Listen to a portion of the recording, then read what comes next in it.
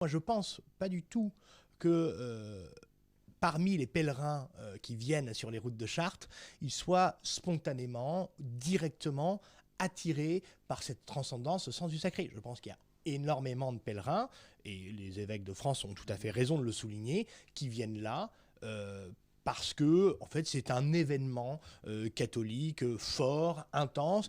Ils débarquent là sans rien connaître ou sans même être attirés de prime abord par la verticalité de la messe traditionnelle. C'est juste parce que c'est une aventure spirituelle forte d'une marche un peu inédite dans les propositions françaises au sein du catholicisme. Donc ils viennent là.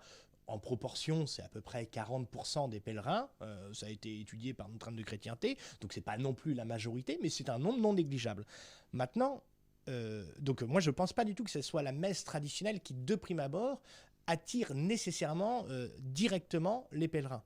Mais comme ce n'est pas forcément la pédagogie de l'histoire de France, le roman national revisité par Philippe de Villiers, qui attire de prime abord des foules considérables au sein du Puy du Fou. Vous voyez, si je fais une comparaison. Néanmoins, l'âme du Puy du Fou, c'est la façon dont il représente ce roman national. Donc si les gens n'y viennent pas directement pour cela, ce qui fonde la spécificité du Puy du Fou, c'est cet ensemble avec en plus les prouesses techniques qu'il propose.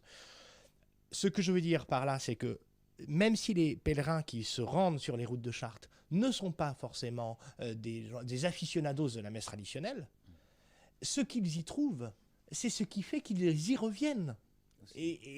En fait, c'est ce tout qu'il faut bien comprendre. Donc, encore une fois, quand la direction de notre chrétienté dit on souhaite la paix, et d'ailleurs, si on nous interdit, si on nous fait la guerre, on est plutôt tranquille, on fera le dos rond, on fera des messes en extérieur, et je pense qu'ils ont bien raison, sans haine ni violence, mais je pense que ça serait très contre-productif, comme j'ai déjà dit. Il n'en reste pas moins que la force tranquille de la pédagogie traditionnelle va continuer d'irradier et d'attirer, comme vous l'avez souligné.